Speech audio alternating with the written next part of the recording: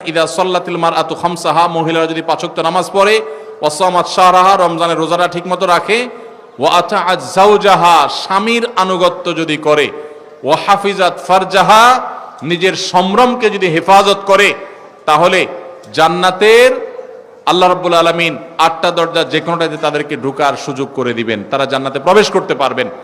তো ভাইরা আমার, আমাদের বোনদেরকে আমি বলতে চাই, তারা যেন এই শেষের দুটি আমল, অনেক বোন এখানে যারা আসছেন আপনারা হয়তো 5 ওয়াক্ত নামাজে পড়েন মাশাআল্লাহ, স্বামীর আনুগত্য করা এটাকে আমি বলি তিতা করল্লার মতো আমল, এটা করতে মন চায় না।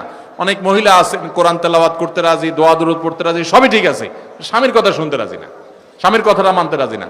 স্বামীটা যদি একটু মনে হয় একটু বেকুব সেকুব হয়, আমি একটা কথা প্রায় বলি, পৃথিবীতে বহু বুদ্ধিমান পুরুষ আছে, একটাও চালাক স্বামী নাই। কি বুঝলেন? পৃথিবীতে বহু চালাক পুরুষ আছে, কিন্তু একটাও চালাক স্বামী নেই। কারণ সব মহিলার কাছে তার স্বামীটা একটু বেকুব কিসিমের, যত শেয়ানা পাবলিক হোক, অনেক বড় পলিটিশিয়ান, কিন্তু ঘরের মহিলার কাছে বোকা। মহিলারা এভাবে মনে করেন। তো শয়তান তাদের কাছে এমন ভাবে এটাকে তুলে ধরে যে তারা স্বামীর আনুগত্য করতে চান না, মানতে চান না, যে সে বোকা, কি মানবো তার। এটা আমাদের জন্য একটা অ্যাসিড টেস্ট। বিশেষ করে আজকের এই জোয়ার যখন চলছে, ইমান বিরোধী জোয়ার, গোটা বিশ্বে নানাভাবে প্রপাগান্ডা চালানো হচ্ছে আমাদের মা বোনদেরকে বিপদগামী করবার জন্য, কখনো স্বাধীনতার নাম দিয়া, কখনো মত প্রকাশের স্বাধীনতার নাম দিয়া, নানা নাম দিয়া। আপনারা এই জায়গাটাতে শরিয়ার সীমানা এবং যৌক্তিক নির্দেশ যতদিন স্বামীরা করবেন, ততদিন পর্যন্ত তাদের আনুগত্য করবেন, বুঝে আসুক আর না আসুক সবর করবেন। যদি উল্টাপাল্টা হয় আল্লাহ তাআলার বিনিময়ে জান্নাত দিবেন ইনশাআল্লাহ।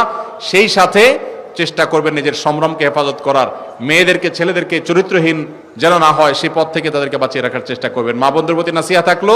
আর ভাইরা, আমরা আজকে এখানে যেরকম সমবেত হয়েছি, আরশে আজিমের মালিকের কাছে দোয়া করি আল্লাহ আমাদেরকে ঠিক এইভাবে জান্নাতুল ফেরদাউসে সমবেত হওয়ার তৌফিক দান করুন।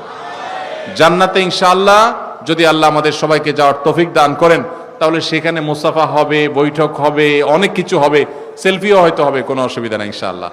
তো আমরা সেদিনের জন্য তোলা রেখে দিলাম, কি বলেন? আল্লাহ তাআলা আমাদের সবাইকে তৌফিক দান করুন। তো আমি আশা করব আপনারা এখন আর ভিড় করবেন না, জান্নাতে আল্লাহ তাআলা আমাদেরকে দেখা করাবেন, আর বেঁচে থাকলে আবারও দেখা হবে। আস সুন্নাহ ফাউন্ডেশন, উম্মার স্বার্থে সুন্নাহর সাথে।